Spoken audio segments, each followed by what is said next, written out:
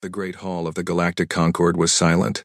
10,000 delegates from 4,000 species sat in their seats, their eyes, some with many pupils and some with none at all, stared at the holographic display floating above the central platform. The images showed destruction. Entire planets burned. Stars went dark. Billions of lives ended in moments. Ambassador Velthari of the Sindari Dominion stood at the speaker's platform. His blue skin had turned pale. His forearms trembled as he spoke. "The Harvesters have taken the Nexus Prime system," he said. "Our combined fleet is gone. 18,000 warships. 40 billion souls. All gone in less than 3 standard hours." A wave of whispers moved through the hall. Fear spread like a disease. The Galactic Concord had ruled this part of the universe for 50,000 years. They had defeated countless enemies. They had brought peace to 1,000,000 worlds. But this enemy was different. The Harvesters were machines.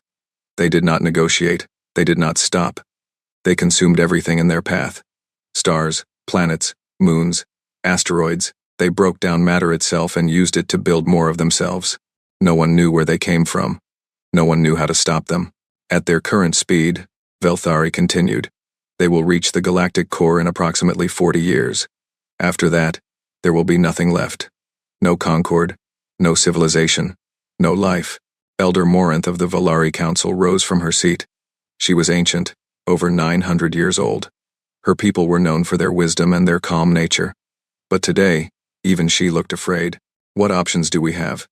she asked. "We have tried everything," Velthari replied. "Diplomacy failed. They do not respond to communication. Our weapons are not strong enough. Our ships are too slow. Every battle we fight, we lose. Every system we defend, we lose. We are running out of time and running out of hope." The hall fell into chaos. Delegates shouted. Some cried. Others simply sat in shock. The greatest civilization in the known universe was facing its end, and no one had an answer. Then a voice cut through the noise. It belonged to Director Kethran of the Strategic Council. He was a military leader, old and experienced. He had fought in wars that most delegates had only read about in history books. "There is one option we have not considered," he said. The hall went quiet. Everyone looked at him. "The Sol system," he continued. "The humans." The reaction was immediate. Gasps filled the air. Several delegates stood up in anger. The word human had not been spoken in the Concord Hall for 600 years. "You cannot be serious," said Representative Yulma of the Dreth Collective. "The humans are monsters. They are violent beyond reason. They nearly destroyed themselves a dozen times before they even reached space. We sealed them away for good reason." Director Kethran nodded slowly.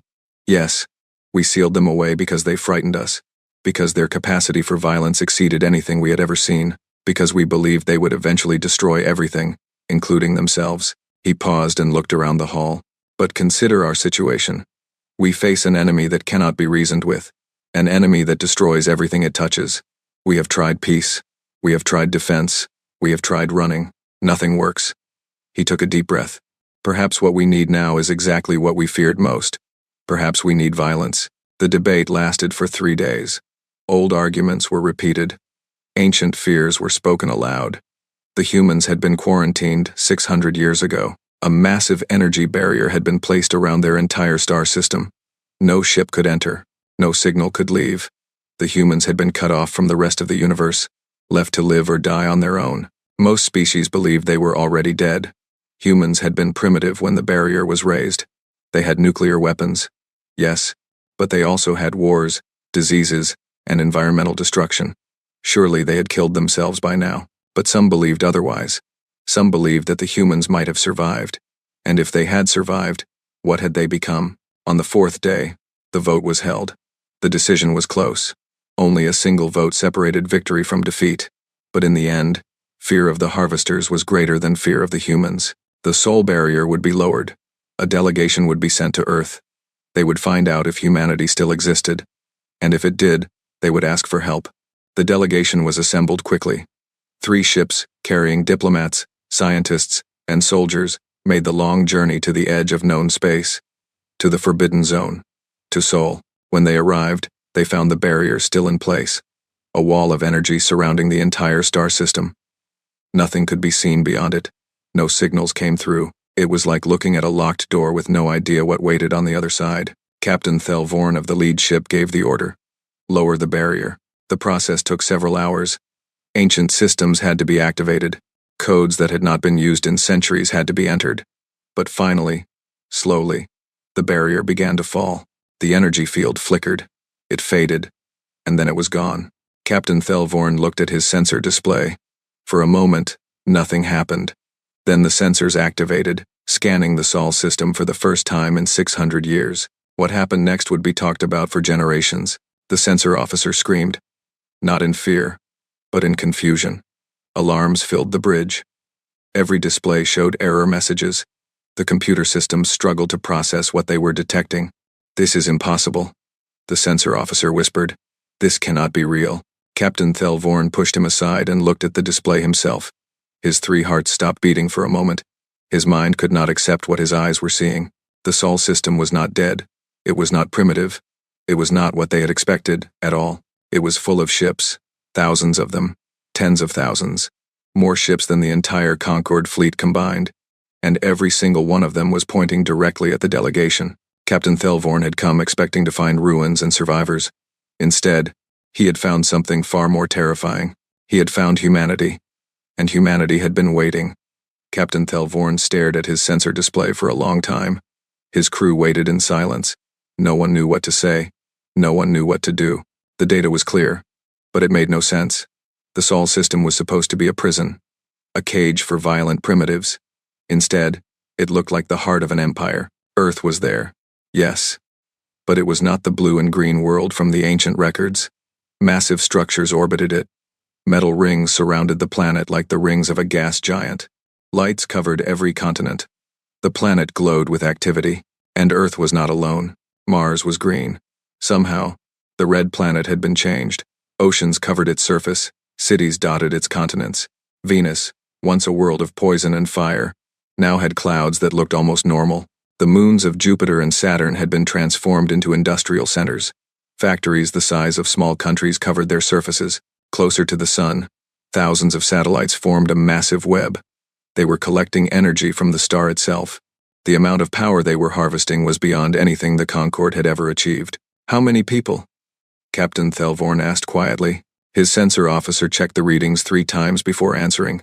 Based on energy consumption, infrastructure size, and activity levels, approximately 890 billion humans. Captain Thelvorn felt dizzy. The entire galactic Concorde, all 4,000 species across millions of worlds, had a population of about 2 trillion. And here, in a single star system, locked away for 6 centuries, humanity had built a civilization of nearly 1 trillion souls. But it was the ships that truly terrified him. They were everywhere. Patrol vessels moved through the system in perfect formations. Massive shipyards orbited every major planet, building more ships every day. And at the edge of the system, in a formation that surrounded the delegation completely, was a fleet larger than anything Thelvorn had ever seen. One ship broke from the formation and approached. It was a small vessel by human standards. The records classified it as a corvette, the smallest type of warship. But this corvette was larger than Thelvorn's flagship. Its weapon systems alone produced more power than his entire fleet. A communication signal came through. Unidentified vessels. This is the Terran Navy corvette Swift Justice. You have entered sovereign human space. State your identity and purpose immediately, or you will be destroyed. The voice was calm, professional. There was no fear in it, just cold efficiency. Thelvorn activated his communication system with shaking hands. This is Captain Thelvorn of the Galactic Concorde diplomatic vessel Harmony. We come in peace. We wish to speak with your leaders. There was a pause. Then the voice returned. Concorde vessel, you are instructed to follow us. Do not deviate from the assigned course. Do not activate any weapons or scanning systems. Any violation will result in immediate destruction. Acknowledge. Thelvorn acknowledged. His ships followed the corvette toward Earth. The journey took several hours. During that time, Thelvorn watched through his viewports. He saw human ships of every size. He saw space stations that could hold millions. He saw defensive platforms with weapons pointed at every direction. Everything was organized. Everything was efficient. Everything was built for war. They finally arrived at a massive station orbiting Earth. The station was military. That much was clear. Armed soldiers in advanced armor escorted the delegation through long corridors. Every door required security clearance. Every hallway had defensive positions built into the walls. They were brought to a large conference room. A single human woman waited for them there. She was tall and straight. Her hair was gray, cut short. Her uniform was simple but covered with medals and symbols of rank. Her eyes were dark and cold. She looked at the alien delegation, the way a predator looks at prey. "I am High Admiral Helena Vance of the United Terran Navy," she said. Her voice was like ice. "I command the defense of human space. You have exactly 5 minutes to explain why I should not destroy your ships for entering our system uninvited." Thelvorn had prepared a speech. He had practiced it many times during the journey. But looking into this woman's eyes, all his words disappeared. He suddenly understood, truly understood, why his ancestors had feared these beings. "We need your help," he said simply. "The galaxy is dying." He told her everything. The harvesters, the battles, the defeats, the billions of dead, the coming extinction of all life in the galaxy. He spoke for 10 minutes, and Admiral Vance listened without moving, without blinking, without any expression on her face. When he finished, she was silent for a long moment. "So," she finally said, "the Galactic Concord is facing destruction. The great civilization that conquered 1,000,000 worlds, that judged humanity too dangerous to exist freely, is about to be erased from existence." She leaned forward. "And you want us to save you?" "Yes," Thelvorn admitted. "We have no other choice." Admiral Vance laughed. It was not a pleasant sound. 600 years ago, your ancestors decided that humanity was a disease, a mistake of evolution, too violent, too dangerous, too primitive to join your perfect civilization. Her voice grew harder with each word. "So they locked us in a cage. They cut us off from the stars. They left us to die in our own system, alone, and forgotten." She stood up and walked to a window. Earth hung in the sky below, beautiful and terrible, but we did not die. We survived. We grew. We built. She turned back to face them. Every child born in the Sol system for 600 years has been raised knowing one truth. The galaxy hates us. The galaxy fears us.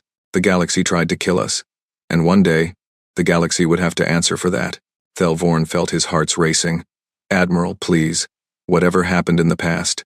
"The past," Vance interrupted. "The past is why my great-great-grandmother died knowing she would never see the stars. The past is why my people spent centuries in isolation, building, preparing, waiting. The past is everything." She walked back to the table and placed her hands on its surface. "But we are not animals. We do not kill for revenge alone. We kill for survival. We kill to protect our people." She paused. "And we kill when we choose to." She sat down again. "Humanity will help you, Captain Thelvorn. We will fight your harvesters. We will end your war." Her eyes locked onto his. "But understand this clearly. We do not do this for the Concord. We do not do this for gratitude. We do this because we choose to. Because a universe without life is a universe without meaning. And because, in the end, we are better than you." Thelvorn did not know how to respond. "You will return to your Concord and deliver this message," Vance continued. "Earth's Battlefleet will come. You will stay out of our way. You will not give us orders. You will not interfere with our operations. You will watch, and you will learn, and you will remember." She stood again, signaling the meeting was over. "When this war is finished, there will be a new order in this galaxy. Humanity will not be caged again. We will not be forgotten again, and the Concord will learn to live with that reality, or it will not live at all." The delegation was escorted back to their ships. As they left Earth's orbit, Thelvorn looked back at the planet one last time. He had come looking for help. He had found it, but he wondered if the cure might be more dangerous than the disease. Thesan Station was the largest structure the Galactic Concord had ever built. It floated in empty space between star systems, a massive ring of metal and light that could hold 10 million beings. For 50,000 years, it had served as a meeting place for the great powers of the galaxy. Now it served as a refuge for the dying. Ships filled the space around the station. 12,000 warships from 200 different species had gathered here. It was the largest fleet in galactic history. Battleships from the Sindari Dominion, cruisers from the Dreth Collective, destroyers from the Valari Council. Every species that could still fight had sent everything they had left, and it was not enough. Everyone knew it was not enough. Commander Yethrol of the Sindari flagship Eternal Dawn stood on his bridge and watched the organized chaos outside. Ships moved in all directions, trying to form formations. trying to prepare for a battle that most believed they could not win. The harvesters had already destroyed 3 times this many ships. What hope did they have? Then the message came. All vessels, this is Thesson Station Command. The Sol Gate is activating. Human fleet incoming. Repeat. Human fleet incoming. Clear the arrival zone immediately. The Sol Gate was a massive ring of energy generators that allowed faster-than-light travel across great distances. It had been dormant for 600 years, sealed along with the rest of the Sol system. Now, for the first time since the quarantine, it was coming back to life. Every ship in the fleet stopped moving. Every eye, every sensor, every camera turned toward the gate. Energy crackled around its edges. Light began to build at its center. Something was coming through. The first ship emerged. It was a destroyer, according to human classification, but it was larger than most Concorde battleships. Its hull was covered in weapons. Its engines glowed with more power than some species used to run their entire fleets. It moved with perfect precision, clearing the gate and taking position with mechanical efficiency. Then more ships came, 10 destroyers, then 20, then 50. They poured through the gate in a constant stream, each one taking its position in a growing formation. Behind them came cruisers, even larger, even more heavily armed, then battleships, then carriers. The flow of ships did not stop. Commander Yethral watched his sensor display with growing disbelief. 100 ships, 500, 1,000, 2,000. The numbers kept climbing. The formation kept growing, and still more ships came through the gate. This is not possible, his sensor officer whispered. No civilization can build this many warships. No system has this many resources, but the evidence was right in front of them. Ship after ship after ship. The human fleet was not just large, it was overwhelming. After 3 hours, the flow finally stopped. 35,000 human warships now filled the space near Thesson Station. They outnumbered the entire Concorde fleet almost 3-1, and each human ship was more powerful than anything the Concorde had ever built. But it was the last ship that drew every eye. It came through the gate slowly, as if the gate itself struggled to contain it. It was not a ship. It was a mountain of metal, 40 kilometers long, bristling with weapons that the Concorde had no names for. Its hull was covered in symbols and writing, and at its center, painted in letters a kilometer tall, was its name. TNS Wrath of Terra. Commander Yethral had seen many things in his long career. He had fought in battles. He had witnessed the death of stars. But nothing had ever made him feel so small as the sight of that ship. A communication signal broadcast on all frequencies. Every ship, every station, every being in the area heard the same voice. This is High Admiral Helena Vance of the United Terran Navy, commanding the first battle fleet from the TNS Wrath of Terra. The voice was calm, confident, and absolutely cold. We have come to end the Harvester threat. Concorde vessels, you will form up behind our formation, or stay out of our way. We did not come here to coordinate. We did not come here to discuss strategy. We came here to destroy our enemy completely, and without mercy. She paused. The silence was absolute. For 600 years, humanity has prepared for war. We have built ships. We have trained soldiers. We have developed weapons that your scientists cannot imagine. We did this because you taught us that the universe is cruel. You taught us that survival belongs only to the strong. You taught us that we could trust no one but ourselves. Another pause. Today, you will see what we have become. Today, you will understand why your ancestors were right to fear us. And when this battle is over, the galaxy will never forget the day that Earth's battle fleet arrived. The communication ended. Around Thesson Station, the Concorde fleet slowly began to move. Ships fell into formation behind the human armada, following as they had been told. There was no argument. There was no debate. The humans had made their position clear, and no one had the courage or the power to challenge it. On the bridge of the Eternal Dawn, Commander Yethral turned to his first officer. Send a message to the Concorde Council, he said quietly. Tell them what we have seen today. Tell them that the humans are everything we feared. Tell them that we may win this war, but we may also have created a problem far larger than the Harvesters. His first officer nodded and left to send the message. Yethral looked out at the human fleet one more time. The ships were beautiful in a terrible way. Perfect instruments of destruction. He had spent his entire life believing that the Concorde was the greatest power in the galaxy. Now he knew that was a lie. The humans had been locked away for 6 centuries. They had been forgotten. They had been dismissed as violent primitives who would destroy themselves. Instead, they had built something magnificent, something terrifying, something that made the entire Concorde fleet look like children playing with toys. The combined fleet began to move toward the Harvester front lines. The journey would take several days, and when they arrived, the galaxy would witness something it had never seen before. Humanity going to war. Yethral sat in his command chair and prepared himself for what was to come. He did not know if they would survive the battle against the Harvesters, but he was beginning to think that surviving the humans might be the greater challenge. The old stories said that humans never forgot an insult. They never forgave a wrong. They held their anger inside them like a fire that never died. For 600 years, that fire had burned in isolation. Now it was loose in the galaxy, and Yethral wondered if anything would ever be the same again.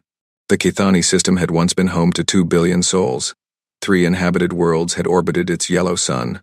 Civilizations had grown there for 10,000 years. Art, music, science, love, life, all of it had existed there. Now there was nothing but machines. The Harvesters had arrived 6 months ago. They had consumed everything. The planets were gone, broken down into raw materials. The people were gone, processed like any other resource. Even the star itself was wrapped in a web of collectors, its energy being drained to fuel the machine horde. 80,000 Harvester units filled the system. Ships of every size, from small fighters to massive processing vessels kilometers across. They moved in perfect coordination, a single mind controlling countless bodies. They had never been defeated in direct combat. Every fleet that had faced them had been destroyed. Today, that would change. The combined fleet dropped out of faster-than-light travel at the edge of the system. 12,000 Concorde ships took their positions behind 35,000 human warships. Together, they faced the largest Harvester force ever assembled. On the bridge of the TNS, Wrath of Terra, Admiral Helena Vance studied the enemy formation. Her face showed no emotion. Her voice was steady. "Harvester numbers?" she asked. "Approximately 82,000 units, Admiral," her tactical officer replied. "Heavy concentration around the star collectors. Standard defensive formation." Vance nodded. "Standard. They expect us to attack like the Concorde. Careful, cautious, defensive." She allowed herself a small smile. "They have no idea what they are facing." She opened a channel to the entire fleet. "All Terran vessels, this is Admiral Vance. Today we face an enemy that has never known defeat. An enemy that has consumed worlds without number. An enemy that believes it cannot be stopped." Her voice grew harder. "Today, we prove them wrong. Today, we show the galaxy what humanity is capable of. Today, we do not fight for the conquered. We fight for ourselves. We fight to prove that no one, nothing, will ever threaten humanity again." She paused. "All ships, full attack speed, weapons free. Show them what Earth remembers." The human fleet surged forward. The Harvesters reacted immediately. Their formation shifted. Weapons powered up. Fighters launched by the thousands. They had defeated every enemy they had ever faced. They expected this battle to be no different. They were wrong. The first human weapons to fire were the kinetic accelerators. Massive cannons that launched metal slugs at a significant fraction of light speed. The slugs crossed the distance between the fleets in seconds. When they hit, they did not just damage the Harvester ships, they destroyed them completely. The kinetic energy released was like small nuclear explosions. Harvester vessels simply ceased to exist. The machines adapted. They spread their formation, making themselves harder to hit. They launched more fighters. They increased power to their shields. The humans adapted faster. Antimatter missiles streaked across the battlefield. Each one carried enough destructive power to crack a moon. They detonated against Harvester shields, overwhelming them with pure energy. Ships that survived the initial blast were torn apart by the secondary explosions. The Harvesters sent their fighters forward in massive waves. Thousands of small, fast machines designed to overwhelm enemy defenses through sheer numbers. Against the Concorde, this tactic had worked perfectly. Against the humans, it was suicide. Human point defense systems activated. Lasers, railguns, and interceptor missiles filled the space between the fleets with death. Harvester fighters died by the hundreds, then by the thousands. The machines kept coming, but they could not reach the human ships. The defensive fire was too thick, too accurate, too relentless. The battle continued for hours. The human fleet pushed deeper into the Harvester formation. Losses mounted on both sides. Human ships died in flashes of light, their crews of thousands vanishing in an instant. But for every human ship destroyed, 10 harvester vessels were eliminated. The machines began to change tactics. They concentrated their forces. They targeted specific human ships with overwhelming numbers. They tried to break through the human formation and attack from multiple angles. The humans had anticipated this. Reserve forces moved to fill every gap. Damaged ships pulled back while fresh vessels took their place. The formation held. The advance continued. On board the Concorde ships, the Allied species watched in stunned silence. They had never seen anything like this. Human ships moved with perfect coordination. Human weapons struck with impossible accuracy. Human crews fought without fear, without hesitation, without mercy. Commander Yethrol of the Eternal Dawn recorded everything. Future generations would need to see this. They would need to understand what humanity had become. Admiral Vance, his communication officer, said, "The harvesters are retreating toward the star collectors. They are concentrating their remaining forces for a final stand." Vance nodded. The harvester command node was there, hidden among the collectors. Destroy it, and the entire machine network would collapse. The war would be won, but the concentration of enemy forces was enormous. Even the human fleet might not be able to break through. "How many harvester units remain?" Vance asked. "Approximately 35,000, Admiral." "Still outnumber us slightly." Vance was silent for a moment. Then she made her decision. "Signal the fleet.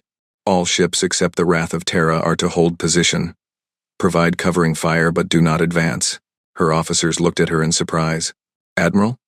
her first officer asked. "The Wrath of Terra will engage the enemy concentration alone," Vance said. "We will reach the command node. We will destroy it." "Admiral, with respect, even this ship cannot survive against 35,000 enemy units." Vance smiled. It was not a pleasant expression. "We do not need to survive the conventional way. Initiate Project Prometheus." The bridge went silent. Project Prometheus was humanity's final weapon. A technology so terrible that many had argued it should never be built. It had been created for exactly this situation. A last resort, a way to win when all other options had failed. The Wrath of Terra broke from the fleet and accelerated toward the enemy. Harvester ships moved to intercept. Weapons fire filled the space around the massive dreadnought. Shields flared. Hull plates buckled, but the ship kept moving. Project Prometheus charging. The weapons officer reported. Gravitational manipulators, at 40%, 50%, 60%. The Wrath of Terra reached the heart of the harvester formation. The command node was visible now, a massive structure surrounded by thousands of defenders. The ship shook as enemy weapons found their mark. Systems failed. Fires broke out. Crew members died at their stations.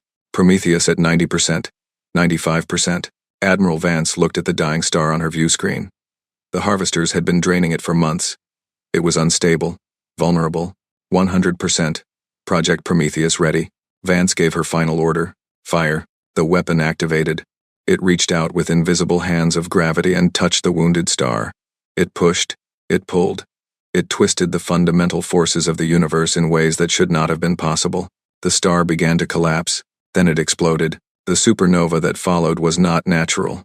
It was directed, shaped, focused by the same gravitational technology that had triggered it. A wave of stellar fire erupted from the dying star, sweeping outward in a cone of absolute destruction. The harvester command node was directly in its path. So were 30,000 harvester ships. So were the collectors, the processing centers, everything the machines had built. In an instant, they were gone, vaporized by the fury of an exploding star. The Wrath of Terra rode the edge of the blast wave, its shields screaming, its hull melting. It should have been destroyed. It was not. The humans had planned for this. They had built their flagship to survive the unsurvivable. Behind them, the combined fleet watched as a star died, and an enemy was erased from existence. The galaxy had never seen anything like it. The galaxy would never forget. The silence lasted for a long time. Across the galaxy, trillions of beings had watched the battle through drone relays and sensor feeds. They had seen the human fleet arrive. They had seen the harvesters fall. They had seen the impossible. They had seen a star die, not by natural causes, not by accident. A star had been turned into a weapon and used to destroy an enemy fleet. The humans had thrown the fury of a sun at their enemies and walked away from the explosion. No one spoke. No one moved. The images played again and again on every screen, every display, every neural interface in the galactic Concorde. The same scene, the same impossible victory. The same terrifying truth. Humanity was not just dangerous. Humanity was beyond anything the galaxy had ever imagined. At the Sun Station, the surviving ships gathered. The Harvester threat was broken. Without their command node, the machines had lost their coordination. They were scattered now, confused, easy targets. Cleanup operations would take years, but the existential threat was over. The galaxy would survive. The question was, what came next? The human fleet had suffered losses. 3,000 ships destroyed. Millions of crew members dead. The TNS Wrath of Terra had survived, but barely. Its hull was scarred and melted. Entire sections had been destroyed. It would take years to repair, but 32,000 human warships remained. Still the largest fleet in the galaxy. Still the most powerful force in existence. And they showed no signs of leaving. Admiral Helena Vance received the conquered delegation on board the damaged Wrath of Terra. The conference room still smelled of smoke and burned metal. Emergency lights cast harsh shadows on the walls. Repair crews worked constantly in nearby sections. The sound of their tools, a constant background noise. Ambassador Velthari led the delegation. He had watched the battle from Thesson Station. He had seen the star die. He had seen the harvesters erased. He had not slept since. Admiral Vance, he began, his voice tired but formal. On behalf of the Galactic Concord, I wish to express our deepest gratitude.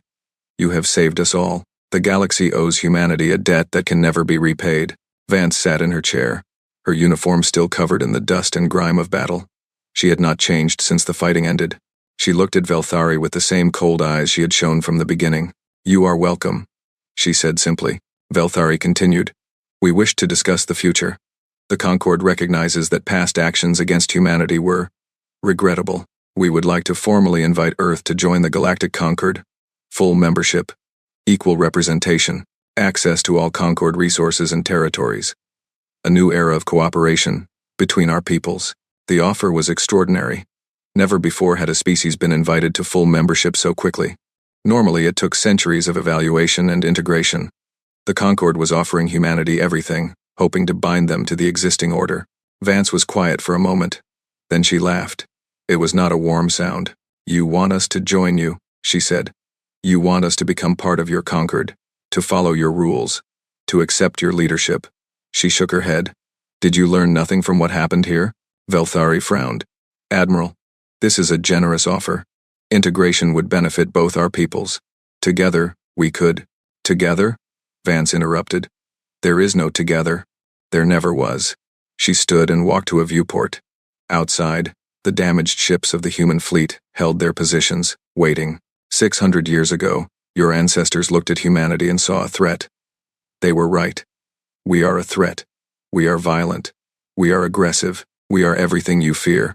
She turned back to face him, but instead of working with us, instead of helping us, instead of guiding us, you locked us away. You decided we were not worthy of the stars.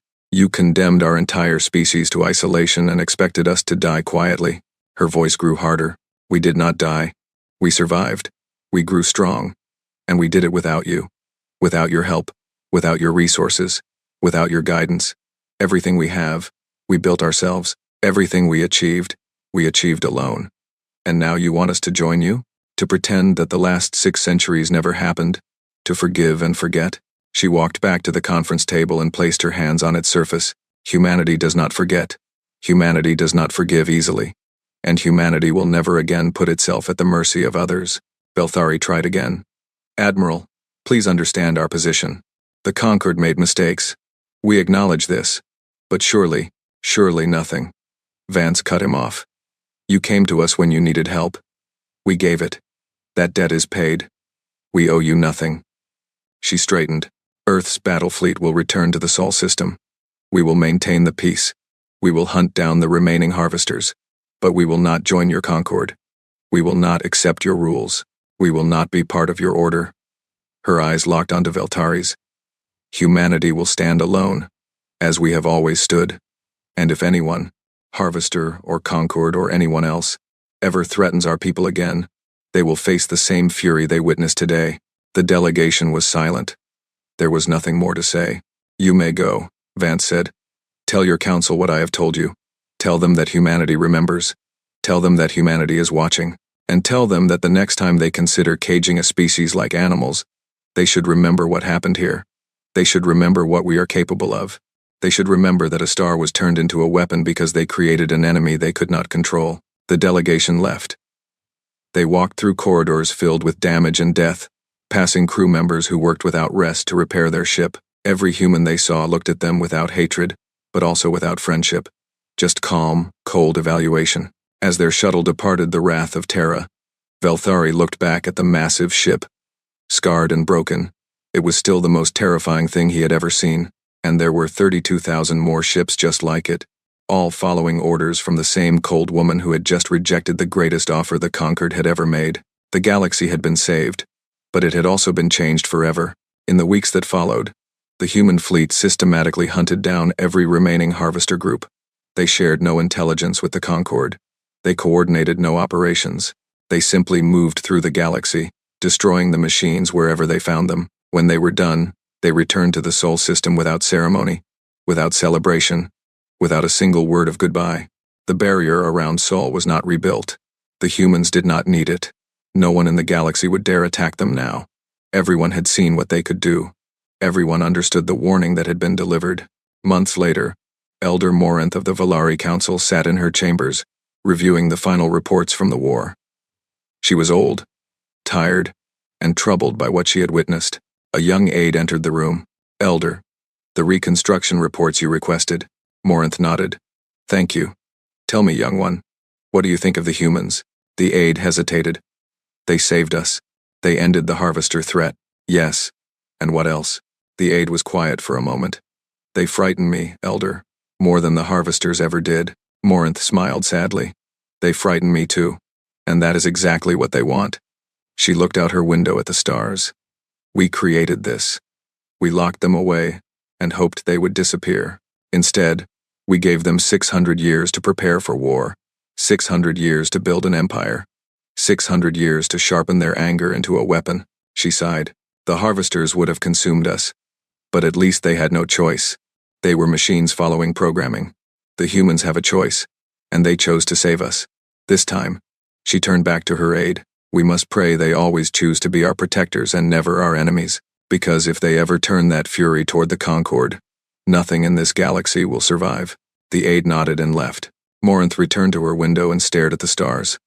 Somewhere out there, beyond the edge of known space, humanity waited, watching, remembering, preparing. The galaxy had thought humanity was a mistake, a violent error to be contained and forgotten. But in the fire of a dying star, they had learned the truth. Humanity was not an error. Humanity was a warning, and now, the galaxy would never forget.